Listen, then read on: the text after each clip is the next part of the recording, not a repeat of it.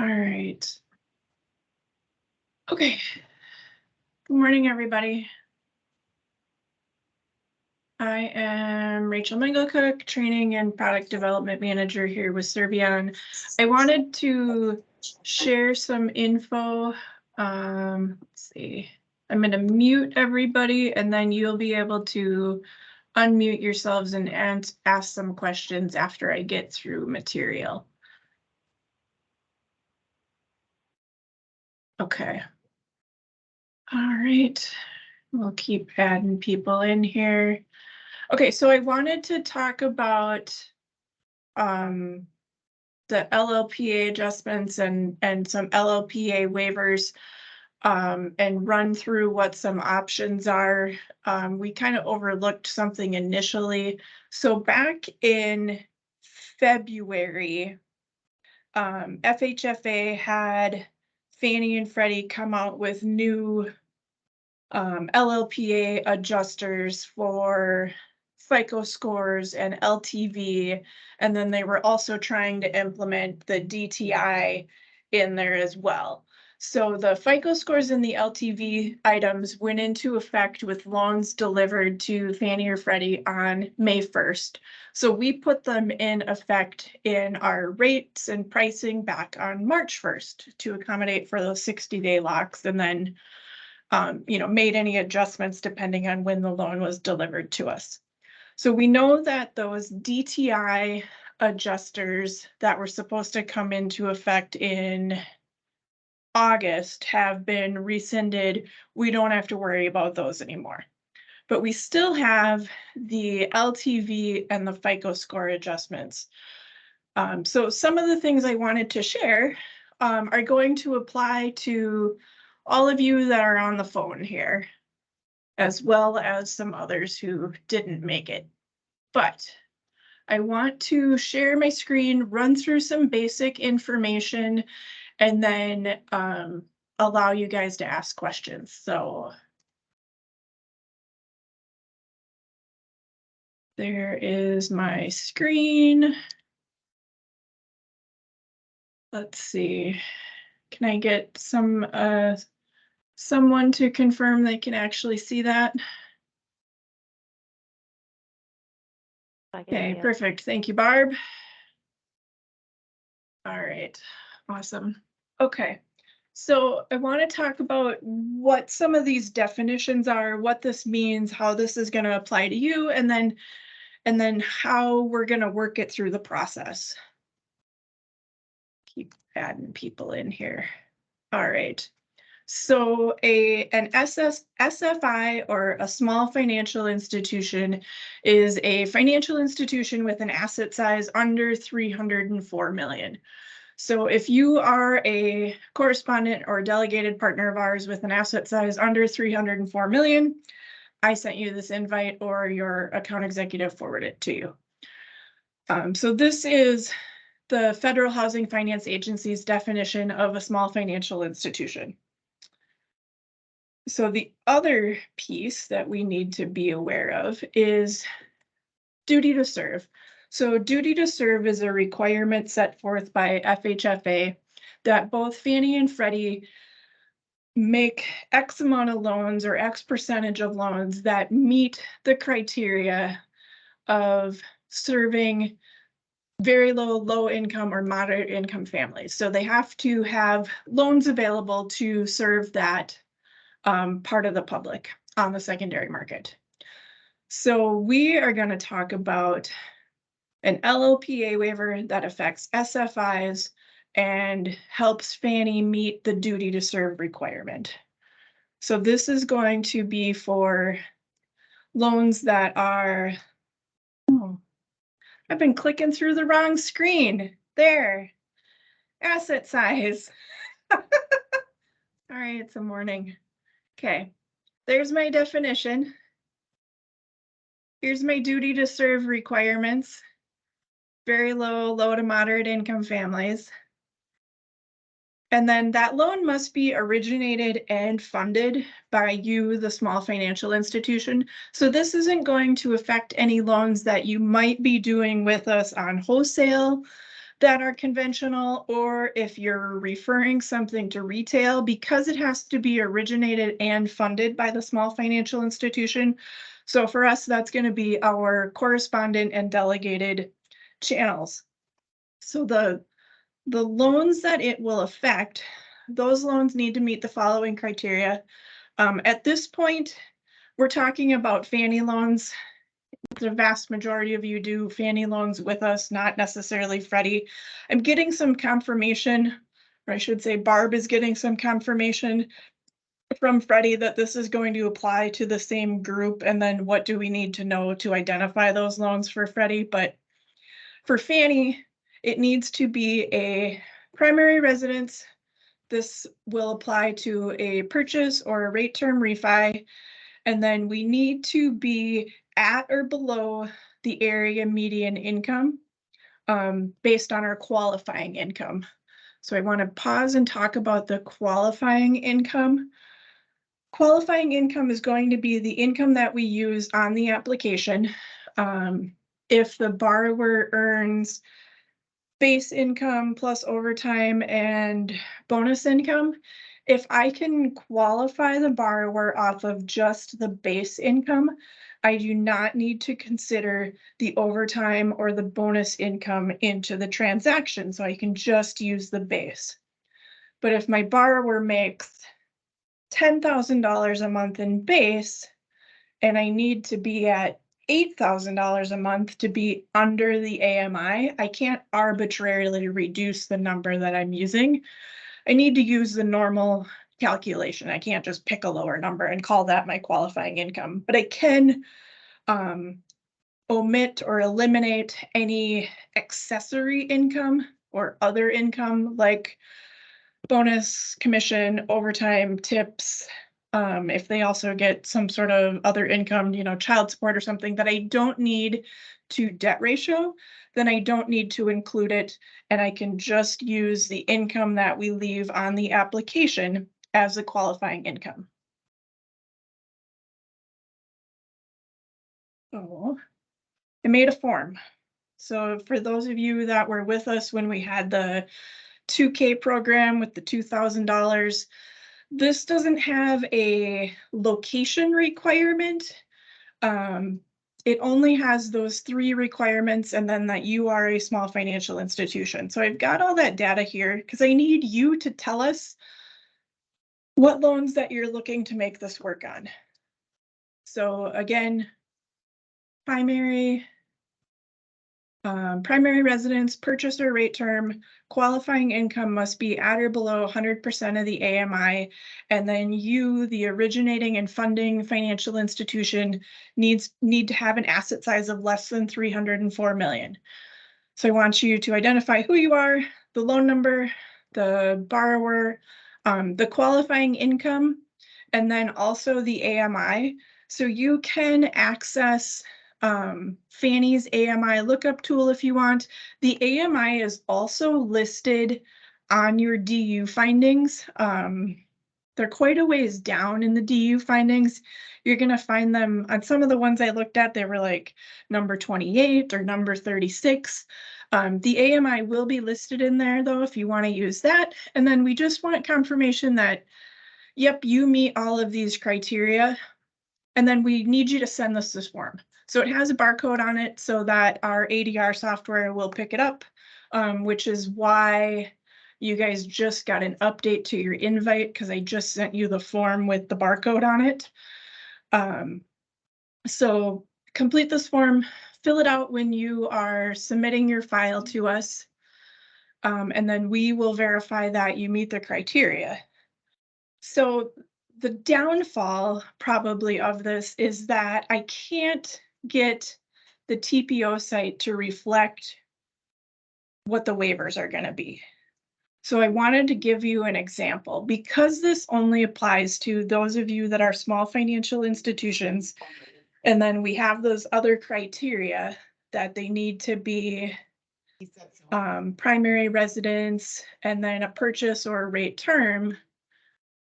And then be under the AMI limit, like we're making the pool be smaller and smaller and smaller. So I don't have all of that built into the TPO site for pricing. And quite honestly, I don't know that it's going to be available for us to build it all in there. So I want to show you what to do in the meantime. So I just picked an example here. This is all just hypothetical. I went into search product and pricing with a target price of 101. So my target price of 101 for my Fannie 30-year fixed year for this loan scenario pulled up a rate at 6.75 because I have a 0.625 adjustment for FICO and LTV. Now, if I am a small financial institution and I meet all of the criteria for my loan, I actually can waive that adjustment. So how can I figure out what my new rate could be that I need to offer to my member? So I want to look at my target price of 101, take out my LLPA adjustment. So I want to look for something at 100.375. So I could go 6.375 or 6.5. For my example here, I picked 6.5. My net price is 100.421. When I go in and look at the details, I can see that FICO and LTV adjustment, and my gross price is 101.04. So what's going to happen is you can lock at the 6.5. The loan will come in, we will verify that it meets all the parameters, and then secondary will update your lock to reflect this gross price of 101. So if you're a correspondent, I want you to complete the form, submit it to us with the file. Underwriting is going to go through and underwrite your form as usual. They're going to pay special attention to it to make sure that, like, if you give us a written VOE, underwriter's tendency is just to use all the income that I have. We're going to be cognizant that you're trying to do this program. So if there's extra income, we'll leave it off of the application to make sure that you're under the AMI. Once the loan is clear to close, our system's going to send an automated email to the lock desk to let them know that this loan meets the requirements for this waiver, and then they will adjust the pricing at that time and then upload a new lock confirmation. So when you lock initially, it's going to be locked with the non-waiver pricing because honestly, I don't know that the loan is going to meet all of the criteria until it goes through underwriting. So once that, like I said, once that stuff is verified, then we will do a price adjustment on it and you will get a new confirmation. I don't know if I have any delegated partners on the call. I might, so we'll just run through what that will look like. Again, partner's going to send us the form. Our correspondent team's going to do some data off of your form and enter it into our system. If you are a delegated partner, we want you to identify the special feature code that goes with this, and it's going to be 874. So delegated partners, you should be listing your special feature codes either on the 1008 or on your submission form. And then same thing with pricing, it will be locked with the non-waiver pricing. Your loan's going to be identified in our system that you meet all of the criteria. So we'll double check that in post-closing, and then the lock desk will also double check it too before we purchase your loan so that you get the waiver. And then I just wanted to share two other ways. So that everything we talked about so far strictly applies to small financial institutions. Now, these other two ways, if you do a home ready loan, you should know that you have an LLPA waiver on those as well. I am doing a webinar next month on June 8th, 2 p.m. Central Standard Time to run through home ready loans, give you more of a comfort level with them if you're not comfortable doing them.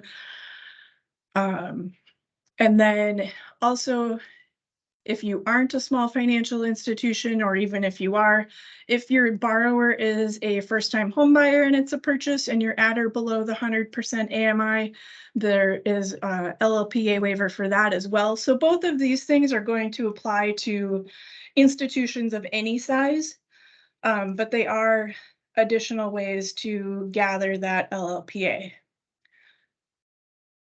So I shared with you everything I wanted to share. The form was in the meeting invite. I also have it uploaded to the TPO site under documents and then forms. I am going to open it up for questions. Go ahead and unmute yourself, ask your question, and we will see if we can get you an answer.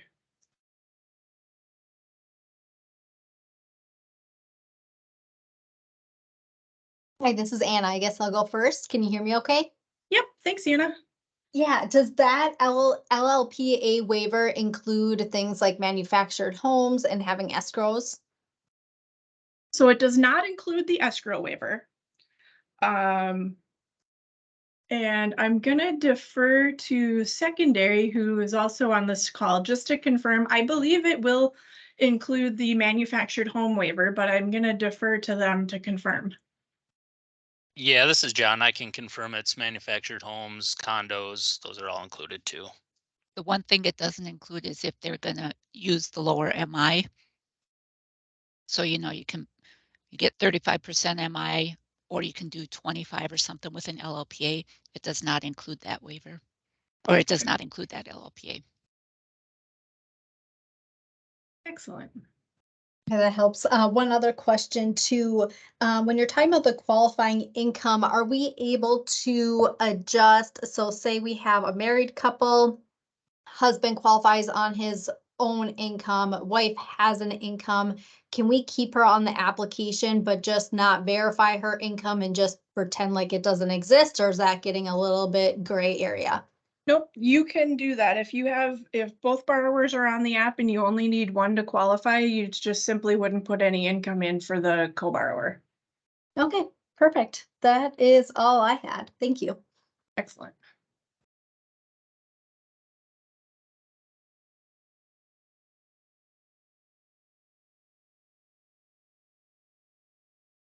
Anybody else with a question?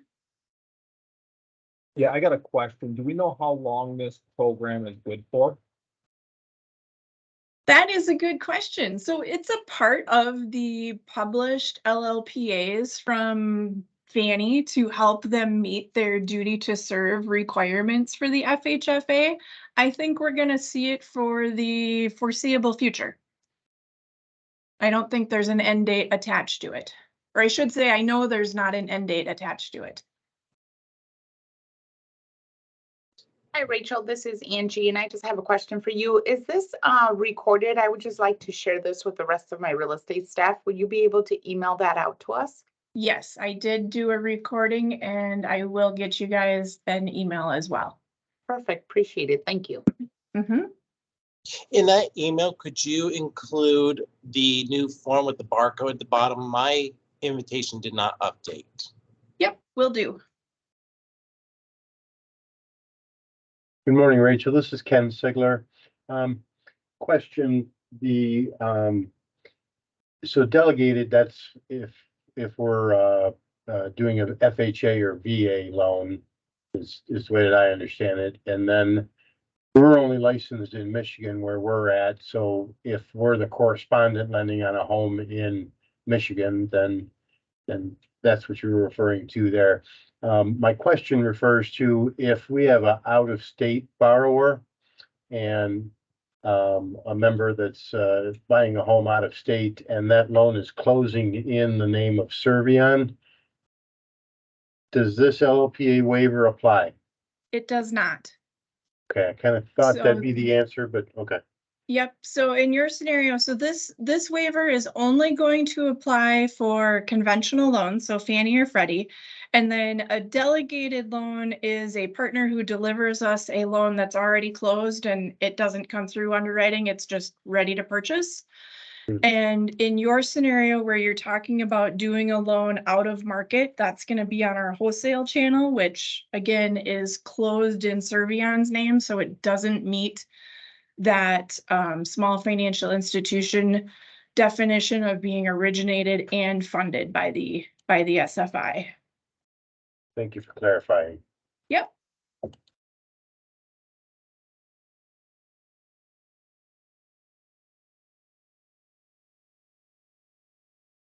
Anybody else? I'll open it up. Bruce, do you have any comments you want to make? Or secondary, do you have No. any other comments you want to make? I don't. I mean, I think you've covered this very thoroughly, and again, if we do get questions, we can obviously assist our partners as well. But I think you did a great job. Thanks. Okay, Richard, you got a question?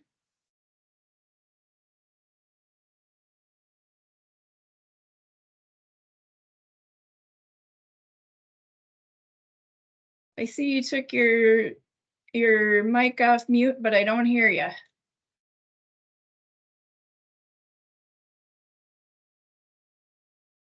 Rachel, this is Sandy. I came into the meeting late. When is this effective? What date? You can go forward with it now. Okay, thank you. Mhm.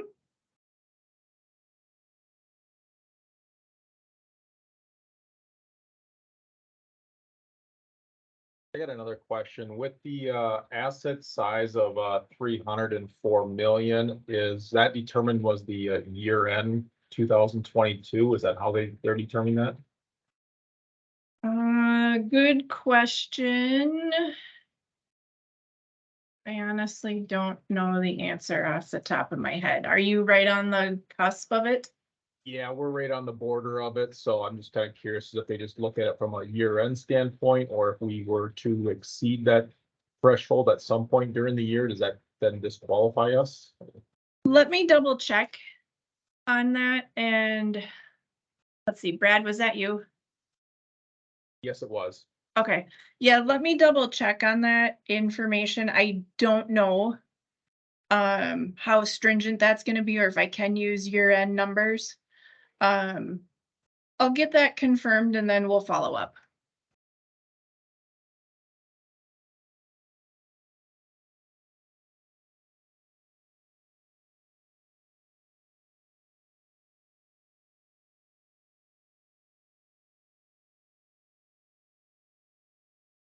All right, anybody else got anything? Richard, if you have a question, your mic's not working, you can send me an email if you want, or you can ask Bruce or Diane. They should be well versed as well.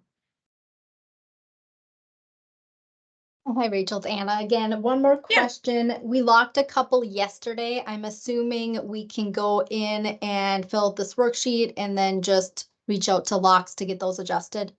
Correct. So they won't be adjusted until the loan comes in new underwriting and we verify that it meets all the criteria.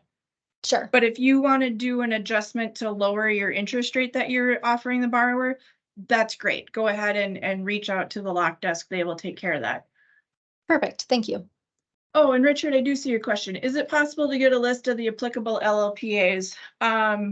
Secondary, can you just confirm that it's not the escrow waiver and then it's just not the buy down for the reduced MI? Yeah, that's correct. Okay.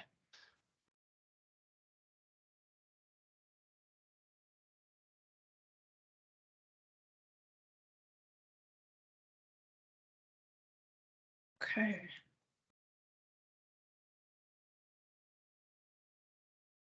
All right, going once, going twice on questions.